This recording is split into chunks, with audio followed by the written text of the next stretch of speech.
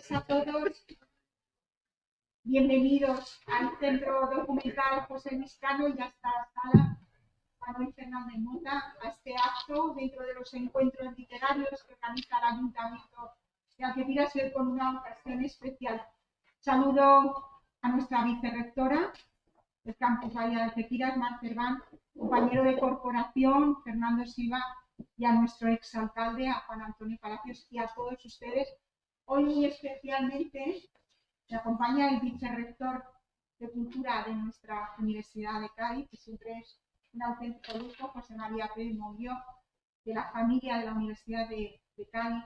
Decía que hoy nos acompaña esa gran familia, que es la familia de Algeciras Fantástica, y con su alma mater, que es Ángel Gómez. Después de un año, ya pasa un año, después de un año difícil, en una situación como la que estamos viviendo, la que hemos vivido, pero con mucha esperanza. Yo creo que este acto también es un acto de esperanza en el que nos reunimos dos instituciones, la Universidad de Cádiz y el Ayuntamiento de Algeciras, en un proyecto que para nosotros es muy importante, Mar, como es el Festival de las Artes Fantásticas, Algeciras Fantástica, que no se pudo celebrar, pero que tenemos mucha esperanza de que este año sí que lo pueda hacer en el mes de noviembre con todos los actos que tiene. Pero hay una parte importante que es la edición del libro, que con mucho esfuerzo se ha podido hacer y hoy, bueno, pues es una realidad. Yo sé que a Ángel y a todos los miembros de Algeciras Fantástica, pues este día es un día muy especial que esperábamos todos y que esperamos poder disfrutar. Yo antes de pasarle la palabra a Ángel, me gustaría que nuestro vicerrector, José María, que además le agradecemos que haya querido estar esta tarde aquí con nosotros, pues le paso la palabra. Muchas gracias, Pilar. Yo, como le dije una vez a Ángel, si Ángel me llama, lo dejo todo. Y lo dije en esta misma sala. La única diferencia es que estaba sentado en otra posición, estaba por ahí y ahora estoy por aquí, pero bueno, esto es simplemente circunstancial. Es siempre un placer venir a Algeciras con mi compañera Mar Cerván y con Pilar y con Ángel, a hablar de un tema cultural, de una obra cultural. Me van a permitir que me extienda 8 minutos. 8 minutos. Y 8 no es casual, y ahora les diré por qué. 8 minutos. Cuando vine para acá pensaba qué contar. Y entonces empecé a pensar sobre Frankenstein, que yo sabía poco. Ahora sé un montón de cosas. Sé que lo escribió una chica de 18 años. 8. En 1818, 18 y 18. Que yo nací en 1971, que es 9 menos 1 es 8 y 7 más 1 es 8. Y que hoy es 28. Pues averiguó un montón de cosas. Y que el libro, inicialmente, sí, Frankenstein o el moderno Prometeo. Y yo de Frankenstein no sabía mucho, pero de Prometeo sabía mucho. Sabía, era un poco menos, pero sabía. Como Prometeo, hijo del titán Zapeo, hijo también de la ninfa, con sus hermanos, entre otros Atlas, pues él fue el que creó al ser humano. Creó un ser distinto, que fuera capaz de caminar a través de la arcilla. Y es más, le dio un arma, o le dio un instrumento por el que Zeus se cabreó mucho, que fue el fuego. Y después se creó a la primera mujer, que fue Pandora, y que lo creó el hermano de Zeus, perdón, el hermano de Prometeo. Y ahí es interesante porque Zeus quería que se casase, pero él no se fiaba mucho. Entonces Pandora le regaló una caja y desató la tormenta de los truenos. Y después he descubierto una cosa muy interesante que tiene mucho que ver Prometeo y Frankenstein con Cádiz. Tampoco lo sabía, pero muchísimo que ver. Eran íntimos hermanos. De hecho, es más, fíjense que curiosamente quien libera a Prometeo de la cueva del Cáucaso es Hércules. Y ya no tenemos más que decir. Pero es más, hay otra curiosidad interesante en todo esto. Si piensan, en 1881 se escribió un libro también muy interesante, también 18. Otro 8, que lo escribió Carlo Collodi, que escribió Pinocho. Y el que creó a Pinocho se llamaba Geppetto. Geppetto, no Japeto. Geppetto. Curiosamente, no hay algo de parecido. Es decir, se crearon seres de la nada que después tuvieron vida. Pero es más, es que Pinocho tiene 7 palabras, 7 letras, pero es que no tiene 7, tiene 8, porque realmente es Pinocchio, y Pinocchio tiene 8. Y así podríamos seguir eternamente con la historia.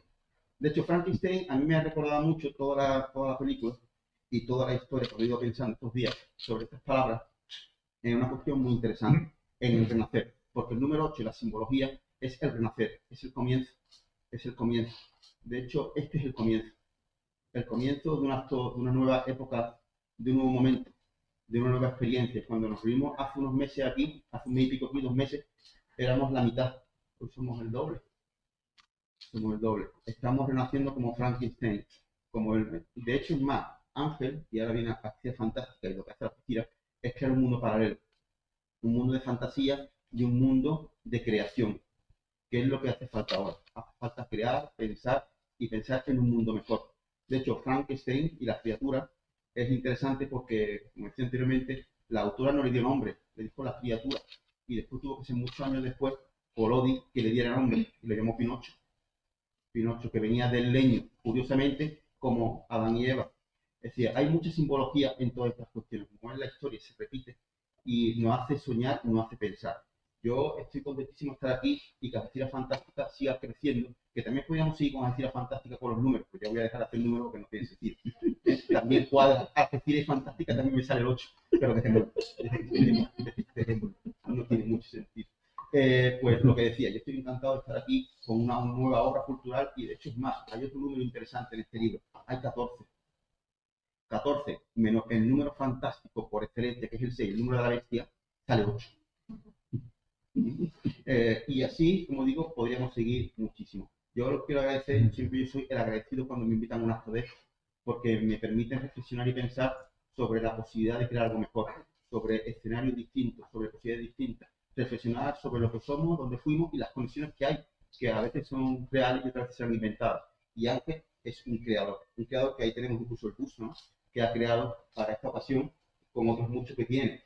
Ángel es el alma mater, es aquel que seguramente con 18 años soñó que Algeciras podía ser fantástica y lo está consolidando por los años. Lo está consolidando, haciendo un gran favor a la ciudad, un gran favor a toda la zona de Algeciras, un gran favor incluso a la universidad y a su ayuntamiento. Yo nada más que tengo palabras de agradecimiento. Agradecimiento a la cultura, agradecimiento a la implicación, a Ángel y a todo su equipo, porque no hay nada que se haga solo. Todo se hace con un equipo. Y de hecho Ángel en numerosas ocasiones ha sido puesto en manifiesto. Ahora ya que voy a llegar al minuto 8, me callo y le paso la palabra a Ángel para que termine, o mejor, para que comience con la exposición de lo realmente interesante, que es el libro, que recuerden tiene 14 capítulos, por 14 autores, y 8 menos 6, ya sabes, 8 más 6 suma los 14. Muchas gracias.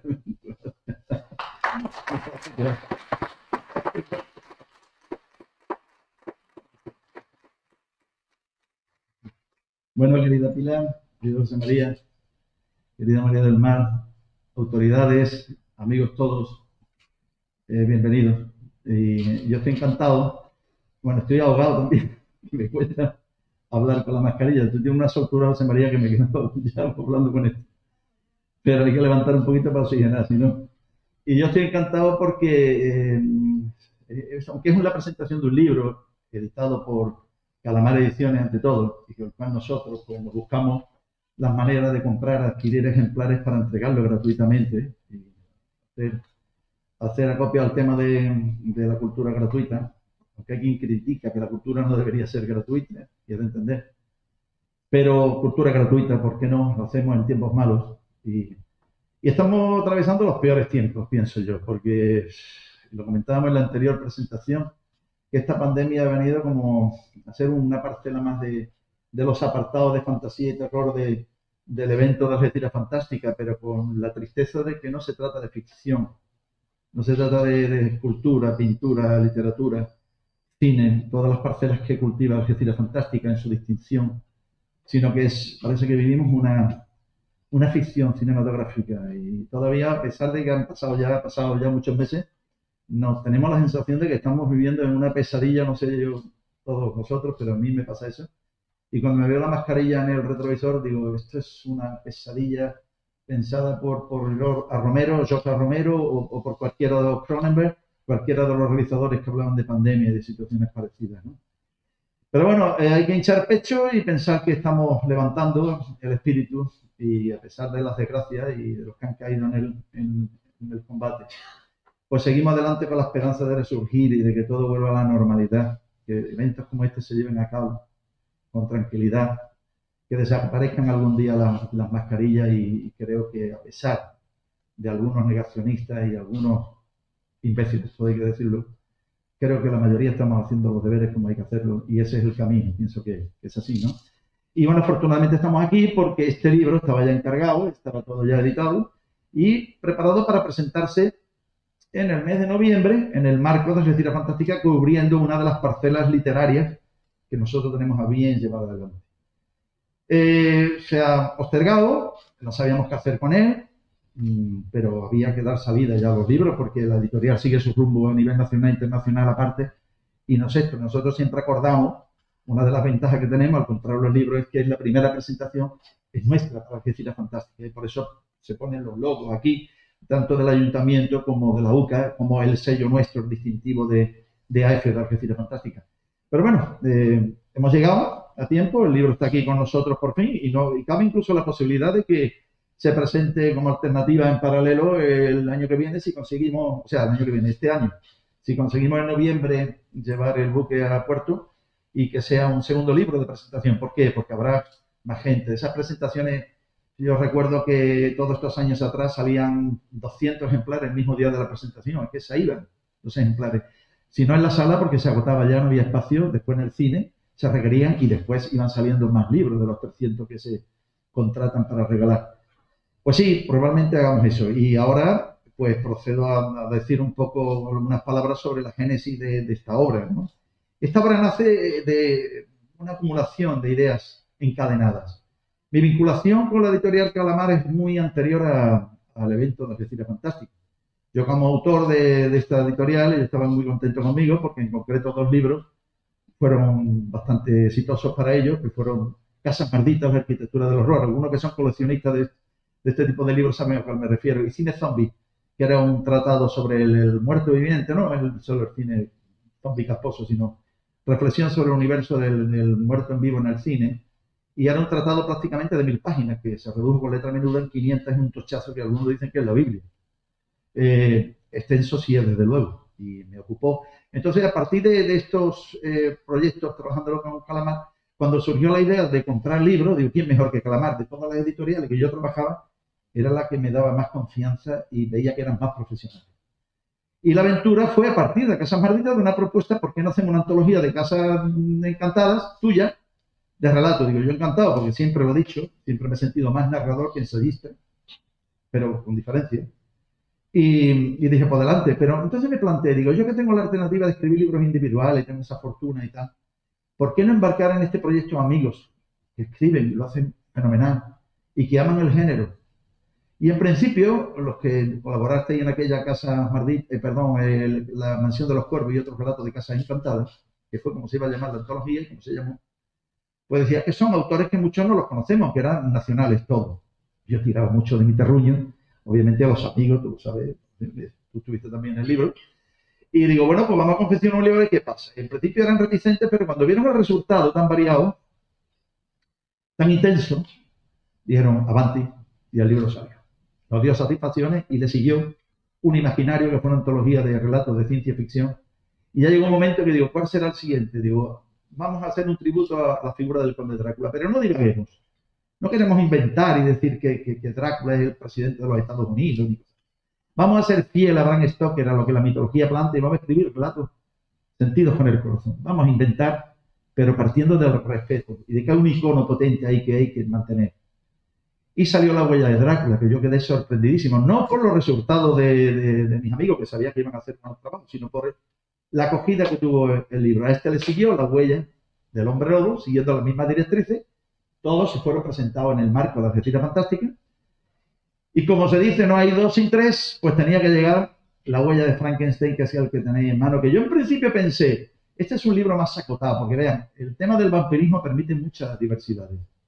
Y el de la licantropía, muchas formas de entenderlo según las culturas de los pueblos, pero esto estaba muy focalizado a un personaje escrito por Mare Chili, efectivamente. La idea nació en 1816 en Villa Diodati, y no se escribió, no se publicó hasta 1818. Y tiene tantos avatares la novela, hubo tantas zancadillas machistas incluso para que se publicara, que se publicó atribuyéndose el mérito a Percy Bysshe Shelley, que con todo el respeto que tiene como poeta, creo que ahí la pifió.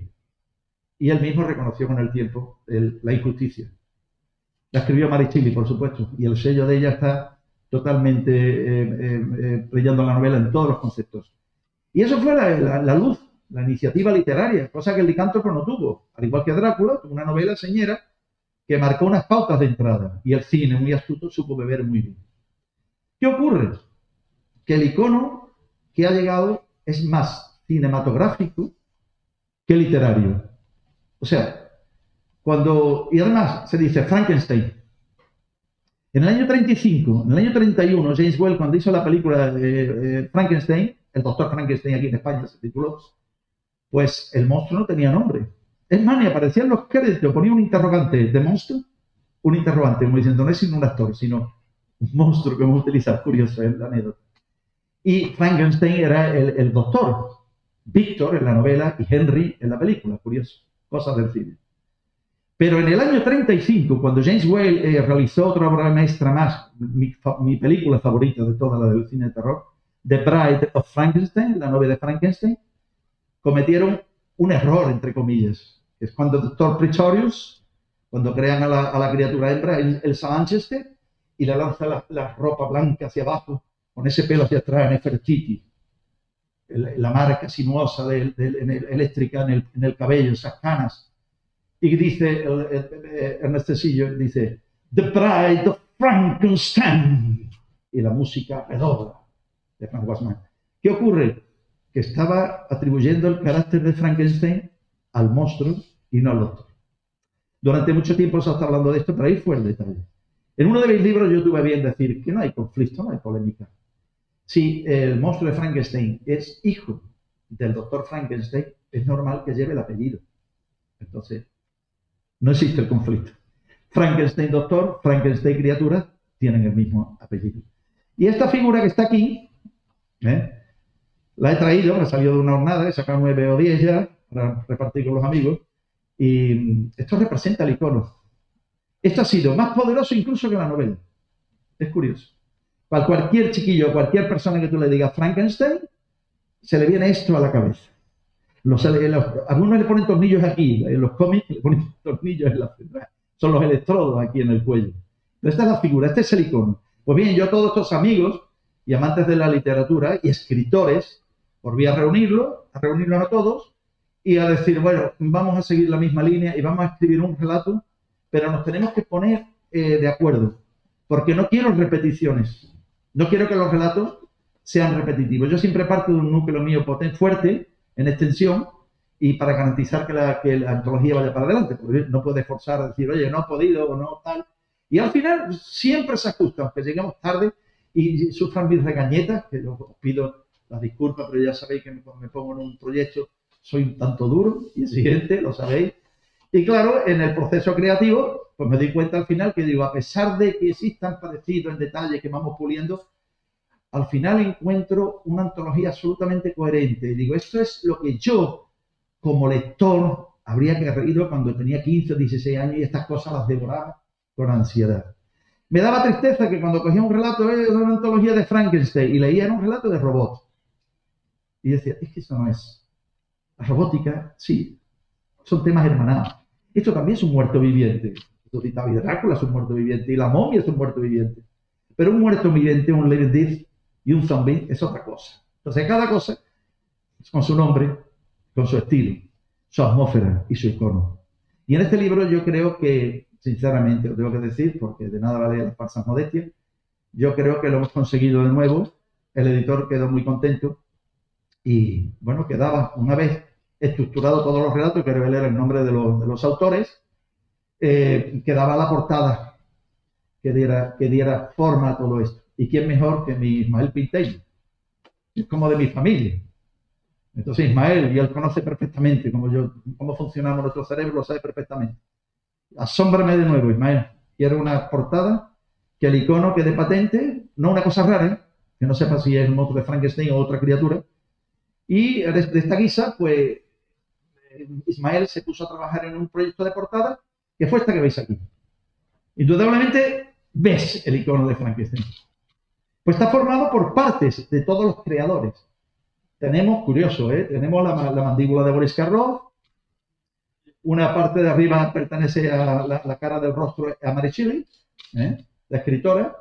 Tenemos una porción, una oreja de James Whale, o sea, Galvani. Incluso hay una porción que recuerda a Bernie Wrightson, que los aficionados al cómic sabéis que es, aparte de un genio de la ilustración, que es quien escribió la mejor versión historiográfica de la novela de Mary Shelley.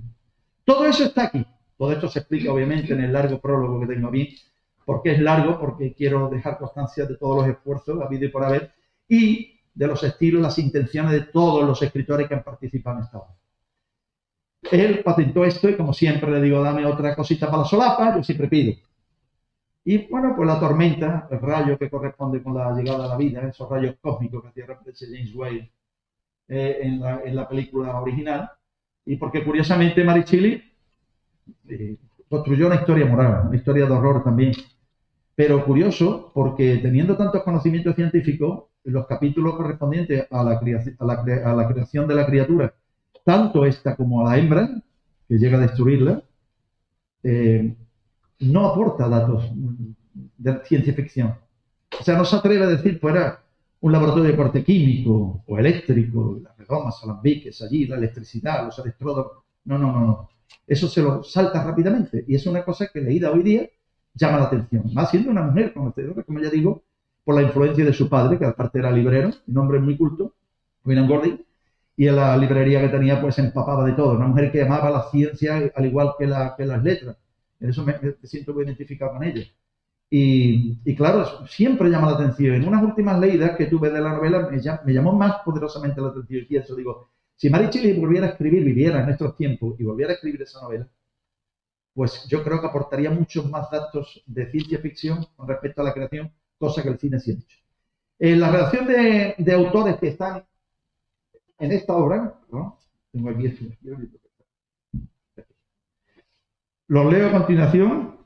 Javier Magano, de Madrid, obviamente no podía venir. Juan Emilio Ríos, aunque sea de aquí, pero no vive aquí y sus obligaciones han impedido que pueda venir. Jorge Sánchez, que anda por ahí, lo he visto. Carlos Díaz, también de Madrid. José Carlos López, anda fuera, no vive aquí en la comarca, tampoco ha podido venir. Miguel Ángel Plana es valenciano y obviamente tampoco. Gustavo López, por aquí, ¿no? Ah, no, hoy no podía venir. Cuestiones de trabajo. Carmen Sánchez, vecina de Sabinilla, ha venido para acá a estar con nosotros. Juan Luis Helguera está fuera, que es de aquí, pero está fuera. Está en San Fernando y también por cuestiones laborales. Sara Manzano sí está, ¿lo has visto?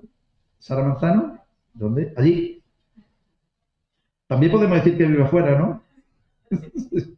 Manuel Aguilar, también de Madrid, poco ha venido. Ángel Gómez Hernández, también de Madrid, ¿no ha venido? Sí, sí ha venido. Está por aquí. Afortunadamente está con nosotros unos días. Perdóname, que aprovechar y sí. felicitarle además que ha sido nuestro premio andaluz joven a la cultura y es un honor tenerte aquí esta tarde con nosotros, Ángel. Gracias.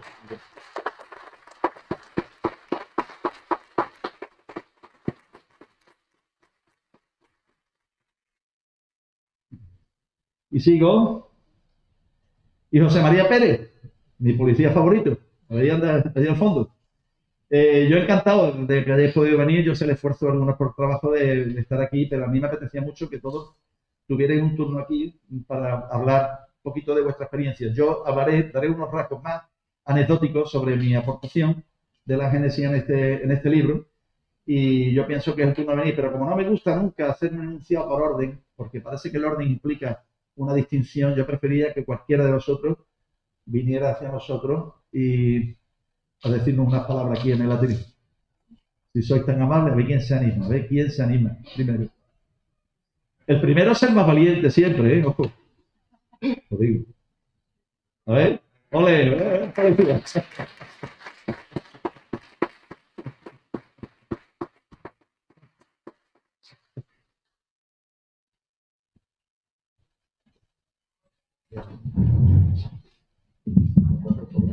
Hola, buenas tardes a todos y a todas.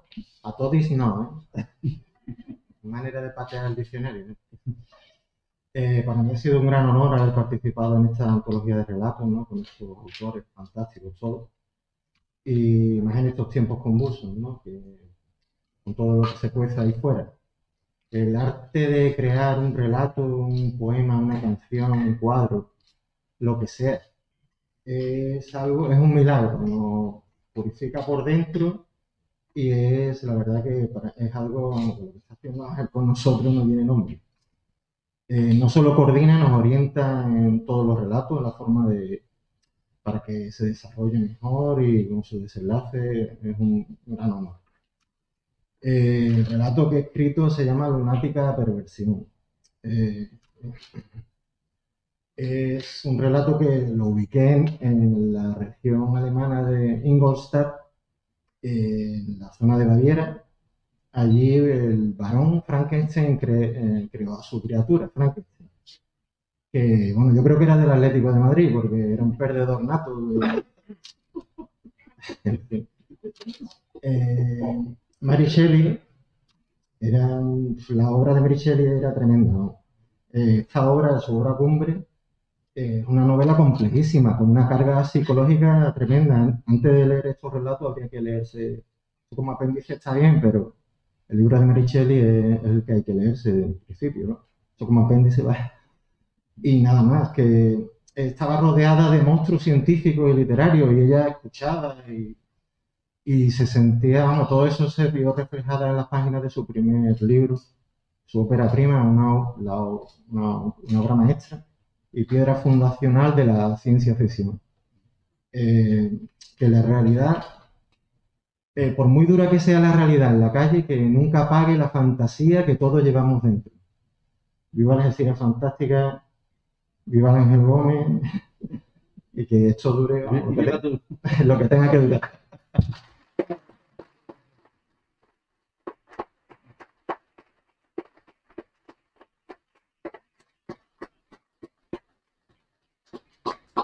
Venga, siguiente. Ajá. Jorge Sánchez, nuestro médico. Este señor, aparte de que sabe escribir muy bien, es el médico del festival, que eso es muy importante, ¿eh? Buenas tardes a todos, muchas gracias. Bueno, sabéis el respeto que tengo hacia Ángel y todos los años le agradezco que me haya retado como sucedió en aquel año en el que no hubo verano. Y Lord Byron, pues después de leer cuentos de fantasmas alemanes, si no recuerdo mal, se llamaba Fantasmagoria, si no recuerdo mal, pues retó al grupo de amigos, en los que estaba su médico personal, Polidori, y lógicamente, entre otros, estaba Mary Shelley. Pues igual que hizo Byron, hace Ángel todos los años con nosotros, nos reta a poder escribir algún relato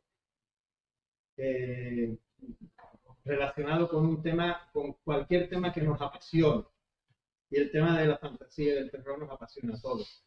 Sí que es verdad que toma más peso la influencia del cine de género que la literatura de terror o de fantasía en estos tiempos.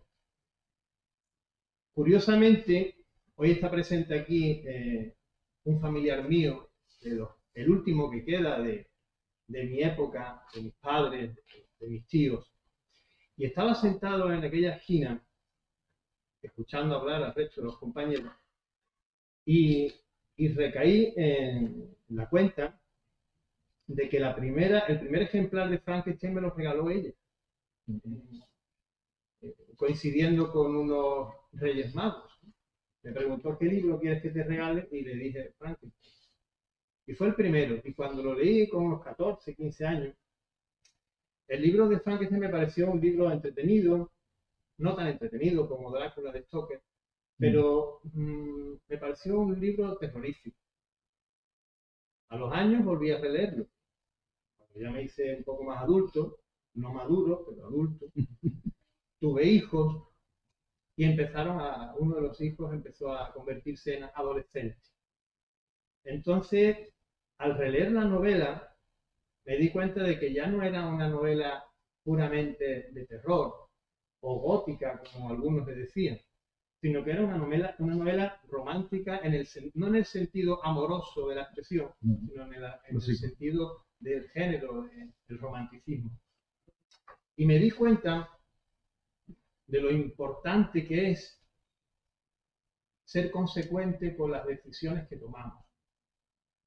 En el sentido de que cuando creamos algo con la intención de que sea bello, si no sale como pensamos, tenemos que ser responsables y no abandonarlo, como hizo Víctor Frankenstein con su criatura.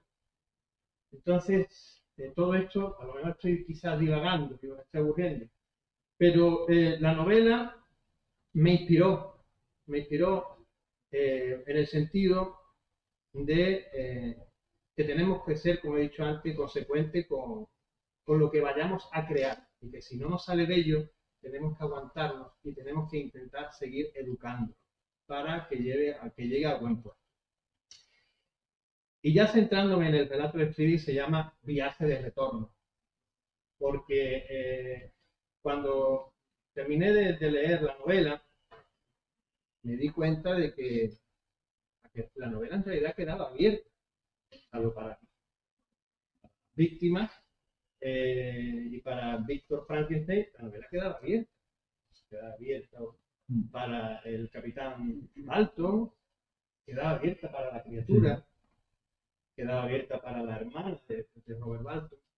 Entonces se me ocurrió darle una continuidad a la novela, y creo que, evidentemente, pues salvando las grandes diferencias literarias y de estilo de la época, daba un final un poquito que no desentonaba. El relato trata pues de las vicisitudes que suceden después de que la criatura quede en el polo abandonada y se encuentra con Robert Dalton, y entre ellos pasan cosas importantes. No quiero desvelar, lógicamente, porque lo que pretendo es que se lea el libro y se goce con él, porque hay muchísimos relatos, todos ellos distintos y todos son muy buenos. Así que nada más, no quiero invertir más tiempo en todo esto, y lo que quiero es que os quedéis con la idea de que Frankenstein dejó huella, dejó una huella cinematográfica, pero la novela es la base. Y cuando leáis la novela, si podéis, aunque yo sé que es una tarea ardua, intentar leer El Paraíso Perdido de Milton, escrito casi 200 años antes de la novela de Shelley, que está muy, muy relacionado, incluso inspirado, y trata todo de eso, de ser responsable una vez que tomamos las decisiones y acatar, y que no todo lo podemos controlar, ¿vale? Muchas gracias.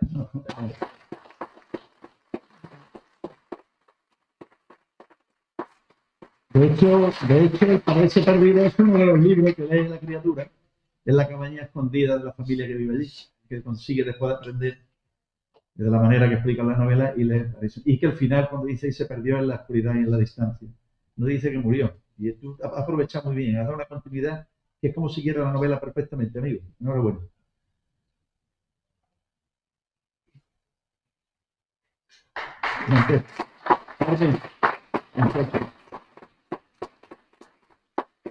Carmen es una gran poetisa que yo no sabía que era una gran narradora, y me lo ha demostrado estos días, estos tiempos atrás. Bueno, yo agradecerle sobre todo a Ángel que me haya permitido formar parte de estas maravillosas huellas.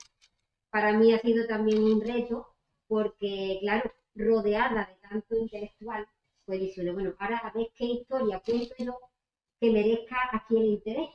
Y bueno, me salió, lo mío es La leyenda del Monte Jura y El que viene del lado oscuro.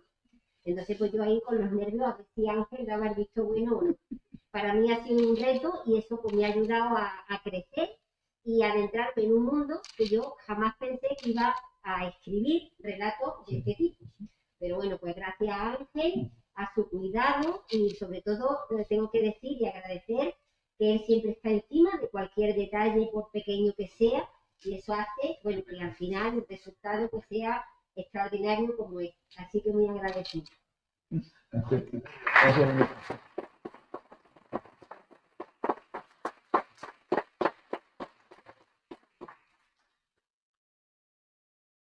Sara Manzano.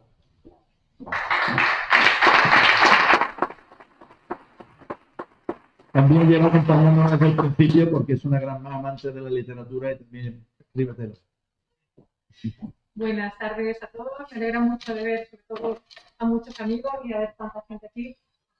Creo que como todos llevamos un año un poquito regular, así que para mí esta es una grandísima oportunidad para disfrutar también. En mi caso, una vez más, darle las gracias a Ángel, porque antes cuando estaba diciendo eso de los plazos y demás, eso mismo. No sé. Sí, o sea, abuso de tu paciencia. Gracias, Ángel. Y bueno, cuando me comentó la posibilidad de, una vez más, un año más, participar en este tipo de antología, yo por supuestísimo le dije que sí. No solo porque me gusta seguir implicada y siempre me sorprende con todo lo que va proponiendo, pero en este caso en concreto, Mary Shelley para mí es un personaje fascinante. Como bien ha dicho el compañero Jorge, creo que es uno de los máximos exponentes del romanticismo, no de la novela romántica como tal, sino del romanticismo de llorar y querer morirse, ¿no? Como se suele decir. Y en ese aspecto la novela es brillante, pero es que el personaje como tal de Mary Shelley es todavía más fascinante. En mi caso, colaboré con el relato El hombre alto. Es un relato puramente romántico, aprovechando un personaje que sale en la novela muy marginal, el personaje de Justine, que es un personaje, como digo, que apenas sale esbozado. Y eso creo que da muchas oportunidades a los autores para poder desarrollar. Y en este aspecto, pues, quise aprovechar esto. Es un relato muy cortito y, bueno, encantadísima de estar aquí una vez más y no quiero abusar más de su paciencia. Muchas gracias a todos, muchas gracias a ti, Isabel. No.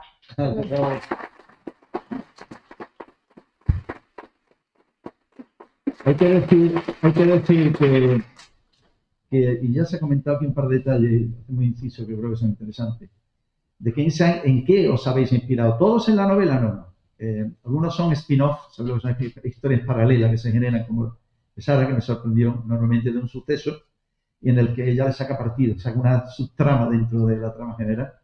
Entonces son precuelas, secuelas, derivadas hacia el horror, hacia el misterio, algunos toques de humor también hay por ahí. Y no solo inspirado en la novela, sino también inspirado en los universos del cine. Que no olvidemos que en la Universal se generó un formato enorme en torno a la criatura y en la Hammer, a partir del año 57, se generó ese mismo universo pero en torno al Doctor. Viendo que no podían competir con la magia, la fascinación de esa criatura interpretada por Boris Karloff, ¿qué es lo que hizo? Pues Fisher, que era muy inteligente, pues recurrió a Peter Cushing, que era un excelente actor, para legar quizás el mejor Doctor Frankenstein de la historia. Esos universos han significado el caldo de cultivo en el cual nos hemos movido todos para dar continuidad. Entonces en el libro podéis encontrar la referencia a ese Frankenstein, a ese tema literario o a esos muchos temas cinematográficos. Y es fácil identificar dónde está la huella de cada uno de ellos. El siguiente amigo, por favor. ¿Quién falta?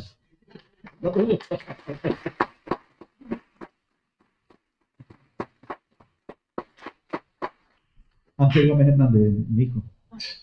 Bueno, ¿qué tal? A ver, mi participación en el libro es bastante puntual, no es muy relevante en contenido, aunque sí lo es de importancia para mí porque bueno, mi padre siempre me propone participar en estas aventuras locas en las que se enfrascan.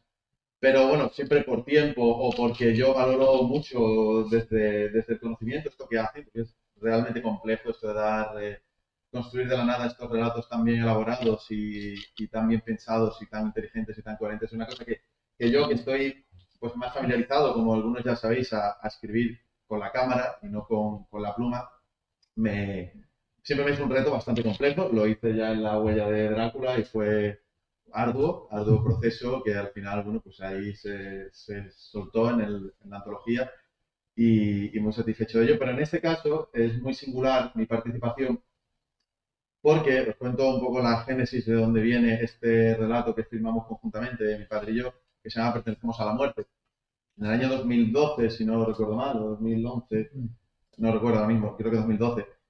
Yo estaba cursando en Alicante pues, mis estudios de cine, estaba en el último año de formación y en ese año pues, correspondía como alumno que finalizaba sus estudios la ejecución de un cortometraje como director, cada uno en la materia que estuviera formándose, en mi caso como director, de un cortometraje, es decir, era mi cortometraje final de carrera, por decirlo así, era mi trabajo final. Y sucede que yo en ese momento estaba envuelto en el rodaje de mi cortometraje Y la muerte lo seguía, un cortometraje del oeste que me conllevó muchísimo trabajo, mucho esfuerzo, un sacrificio muy grande de 2 años en el que aquí muchos estabais presentes y colaborasteis. Y me venía como muy mal, de repente, este corto que me obligaban desde mi formación, lógicamente, a tener que encarar como proyecto final.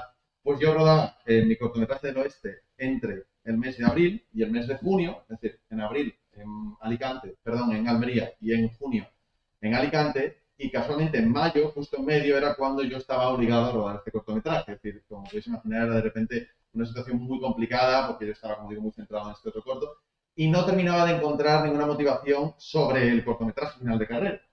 Y de repente pensando, pues llegamos a la conclusión de que yo anteriormente, casualidades, que me había encontrado realizando 2 cortometrajes previos, uno dedicado a la figura del vampiro y otro dedicado a la figura del hombre lobo.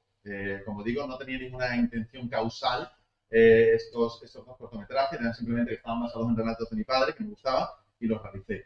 Entonces dije, oye, ¿por qué no, ya que tengo que hacer ya que tengo que hacer este cortometraje para la carrera, ¿por qué no cerrar, por así decirlo, esta trilogía involuntaria que ha surgido y dedicarle, pues, ese primer cortometraje anterior que digo, que tenía al vampiro, al hombre lobo, y ahora cerrarlo con la criatura de Frankenstein, que curiosamente en aquel entonces, yo tenía 21 años, era sinceramente la figura que menos me interesaba de los mitos clásicos de la literatura, de monstruos clásicos de cabecera y del cine. Entonces, bueno, me puse a pensar y empezamos a esbozar una serie de ideas, que esto entronca con de qué va el relato que vais a encontrar en el libro. Empezamos a pensar que a mí me interesaba mucho un pasaje que derivaba básicamente de qué habría ocurrido si la criatura de Frankenstein y la novia, la novia de Frankenstein, 200 años después siguieran viviendo y cómo sería ese apartado tortuoso de la vida de esta criatura, obsesionado con reencontrarse con ella, obsesionado por estar con ella, plagado y atormentado por la soledad de esa criatura a la que nadie quiere y todos rechazan, sintiendo cuya única hermana o único ser afín es esta criatura mujer, que la bautizamos como Elsa, en honor a la actriz que interpreta la película La novia de Frankenstein, y cómo sería, pues como digo, esta carrera tortuosa por ganarse el cariño y el afecto de alguien, que era ella, a pesar de haber nacido de la misma parte y de ser hija del mismo padre creador, lo rechaza por su condición monstruosa que ella ha podido esquivar, pues es una creación mucho más hermosa y mucho más bella. Entonces, de repente ese concepto me interesó mucho, es decir, llevarme la historia 200 años después y pensar cómo sería de repente este sufrimiento de este personaje, que como digo, fue lo que plasmamos en un guión y lo que se llevó a cabo en un cortometraje. Tengo que decir que probablemente es el guión que más disfruté creando, de todos los que he creado en mi etapa como cortometrajista. Puede que como guión sea el guión del que más orgulloso estoy. Como creación literaria del guión, creo que conseguimos un muy buen guión. No considero lo mismo del corto, ya sabéis que hacen las cosas distintas, una cosa es de dónde parte el guión y otra cosa es la ejecución. Creo que el cortometraje, pues al final, como digo, las condiciones a las que yo me exponía rodando este corto, mezclado con otro proyecto mayor y demás, pues creo que no fue del todo acertada. por ahí está, es un corto al que tengo mucho cariño y, como digo, un guión que me enseñó mucho y sobre todo me enseñó de repente algo que yo no esperaba y era encontrarme con la que a partir de ese momento iba a ser mi figura icónica favorita dentro del género clásico y dentro de la literatura. Pues de repente esa, que son fascinantes, pero esa monstruosidad y esa crueldad del Conde Drácula o esa bestialidad del Hombre Lobo que me atraían mucho más antes, quedaron eclipsadas por esa dimensión dramática de la figura de la criatura Frankenstein, que, como digo, a partir de ese momento empecé a entender con una mayor profundidad y a atribuirle una serie de capas muy interesantes desde el corto y desde luego el visionado. La lectura casualmente de la novela fue ese mismo año, a raíz de este cortometraje. Yo no lo había leído en ese momento, yo todo lo que conocía de la criatura era a raíz del cine. Y como digo, me encontré con el que iba a ser mi personaje icónico favorito y ya os digo, muy agradecido porque ahora, a diferencia de como solía ocurrir, siempre creábamos cortometrajes basados en relatos previos. En este caso fue el proceso a la inversa. El relato se ha creado posteriormente en base a ese guión que creamos juntos hace ya pues, casi 10 años y que, como digo, pues, bueno, fueron ratos muy buenos. Pues siempre la coescritura y estos encuentros creativos con mi padre son un regalo, porque estamos muy en sintonía y creo que cuando nos ponemos los dos creamos cosas muy interesantes y que a mí por lo menos me interesan mucho como cineasta. Y nada, deciros que espero que os guste el libro, que tiene un mérito tremendo todo lo que hacéis cada año, ya lo sabéis, y que, bueno, que creo que todos lo valoráis así. Así que nada, muchas gracias.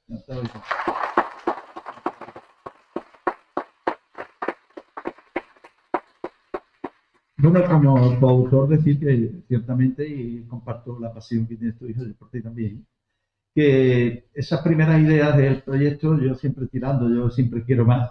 Y él decía, no, papá, que esto tiene una limitación. Y es verdad, una limitación de presupuesto, de tiempo, y a veces no se puede rodar. Pues todas esas ideas que veían en la cabeza han sido las que han cobrado cuerpo. Quiere decir que el que haya visto el corto, no importa, tenéis que leer el relato, veréis cómo es mucho más extenso y obviamente literariamente se enriquece más y llega a conocer mucho más la profundidad psicológica de los personajes en juego. Y eso es algo que le debíamos nosotros a eso, que la cortedad del proyecto y las condiciones nos lo limitaron un poco. Y ahí queda el proyecto tal como quizás se debería haber llevado a cabo si hubiese habido una producción o un trabajo final de carrera. ¿Hay alguien más? ¿Ha llegado alguien más? No, estáis todos, ¿no? Todos ya. Bueno, yo quiero decir aquí solamente unas pocas palabras para que sepáis sobre la intención de mi relato, que siempre sobre los que se vertebran el libro en el sentido de que soy el primero que los escribo, para animar. Y decir, venga, que ya están escritos tal, y vamos. Villa Diodati y el sueño de la razón. Y algunos pensarán en Goya, ¿verdad? Cuando dice eso, porque va de eso. El sueño de la razón fabrica monstruos. ¿Qué es Villa Diodati y el sueño de la razón? Es el único libro que no trata específicamente del doctor ni el monstruo de Frankenstein. Trata, es un relato bastante largo, creo que son unas 40 páginas, sobre la anécdota de Villa Diodati. Pero os puedo garantizar una cosa, amigos, que yo ya conocía Remando al viento, Haunted Sea, Verano Encantado, Gothic, de Russell, las conocía, las volví a ver y históricamente eran un poco anacrónicas, incongruentes, ¿no? O sea, al margen de sus valores como películas, ¿no? Que eso no entro, sobre todo Remando al viento de Suárez. Veía que había una desinformación ahí, e incongruencia, y estudiando sobre las memorias de uno y de otro, también existían juicios dispares. O sea, no se podía reconstruir lo que ocurrió en esos pocos días. Y para mí era fascinante mirar eso. Para esos días contacté con quizá el mayor experto sobre el tema. Y entonces me dijo, estoy escribiendo un relato, mándamelo que quiero leerlo, estoy muy interesado. Entonces, después de pelearme con la historia, de leer libros, traducirlos del inglés, textos, artículos y darle vueltas, escribí un relato en el que el 80% es historia viva y el 20% esa pizquita de ficción que te da a entender de que todo no es fruto del azar. Entramos en el terreno del imaginario. Y cuando se lo mandé a este hombre me dijo, solamente hay 3 detallitos que no es exactamente así. Byron no llegó ataviado así en su carroza, imitación de la de Napoleón, ese día, sino tal día. Yo religiosamente corregí esos detalles, pero me dice, hermano, pero esto no varía en nada el texto tuyo y la... Entonces me adorné un poco un relato de corte romántico, es decir, romántico en el sentido netamente literario de la palabra, que no rosa. Y me embarqué en una historia que, aunque quizá no sea a lo mejor mi favorita, pero sí puedo decir que es la que más trabajo me ha dado. Y ya son relatos los que llevo escritos. Por tanto, ¿qué ocurrió? Para saber qué ocurrió allí, y esa pizquita que es fácilmente identificable de la ficción y de la fantasía del autor, qué fuerzas movían a los autores, cuyas vidas acabaron todas bastante trágicas, e incluso las excepciones. Le doy una explicación al igual que el jefe ha dado aquí al número 18, con el 8 final del 18. Vamos a seguir con respecto a secretos de la vida y la muerte. Me apetecía a mí un relato largo sobre qué ocurriría si volviésemos a los escenarios del primer Frankenstein.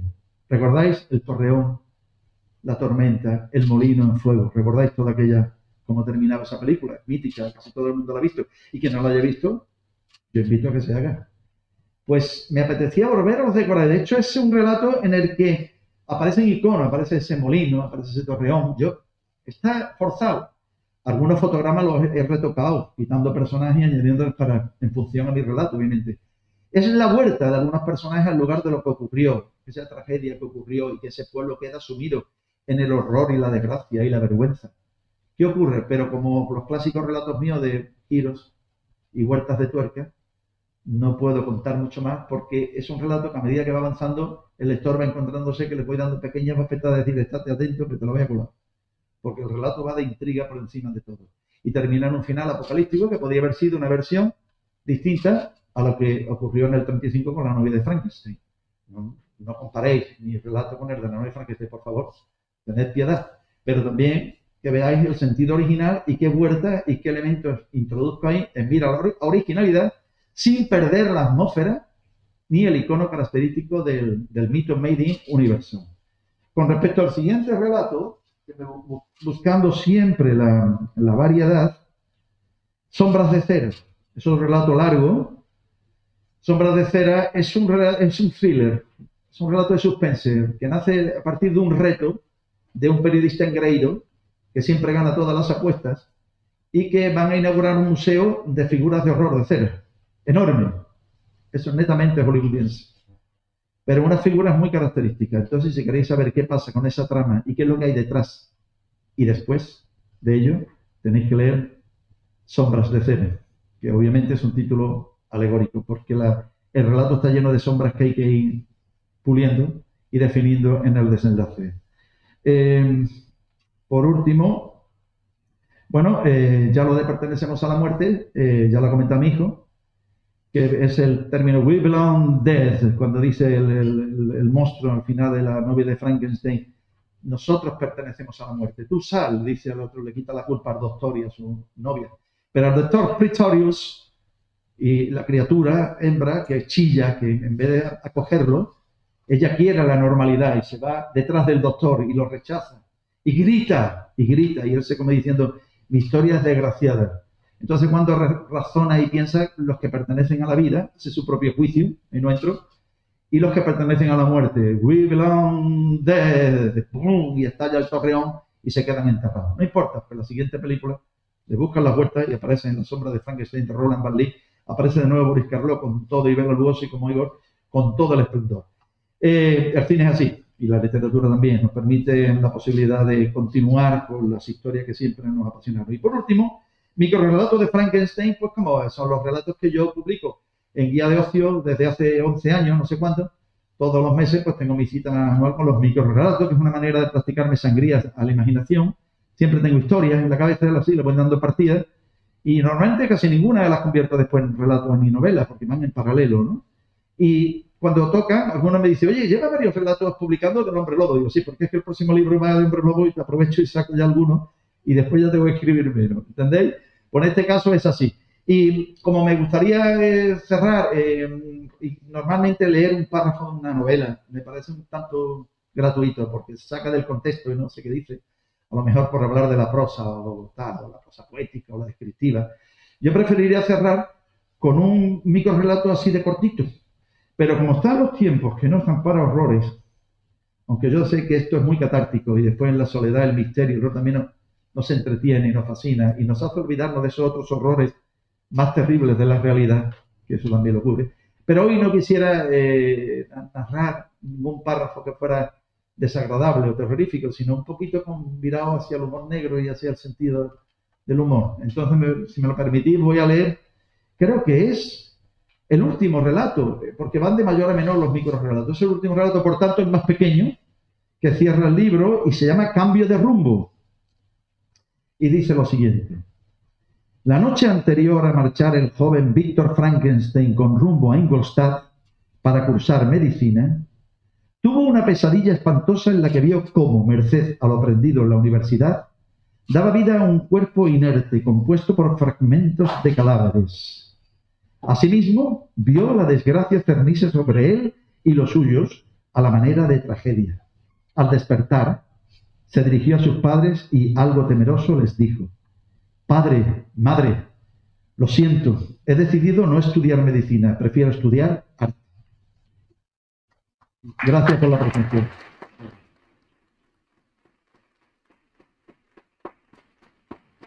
Gracias por la presencia. Gracias, José María. Gracias a todos vosotros por venirme. Gracias.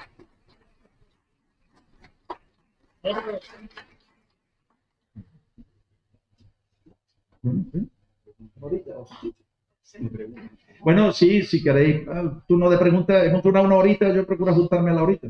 Si no, aquí el amigo después tenemos que pasar de luego. Si hay alguna pregunta, es el momento, no solo a mí, sino a los autores que están aquí, ¿eh? Yo puedo decir una cosa que a mí me resulta graciosa.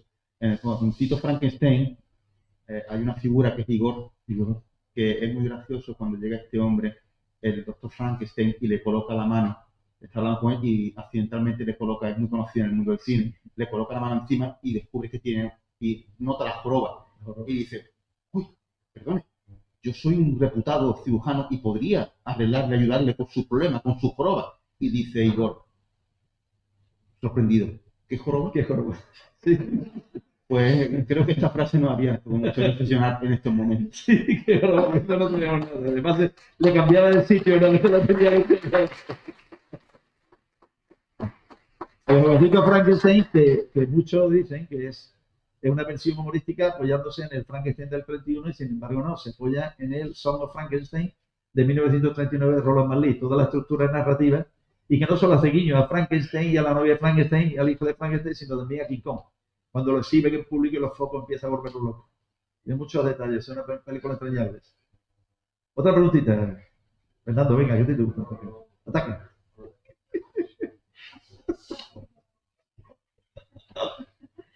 ¿Nos pregunta?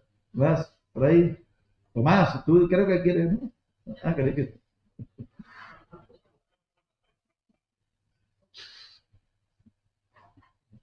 No, yo creo que...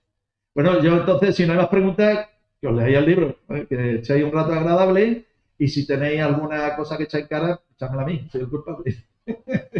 Muchas gracias.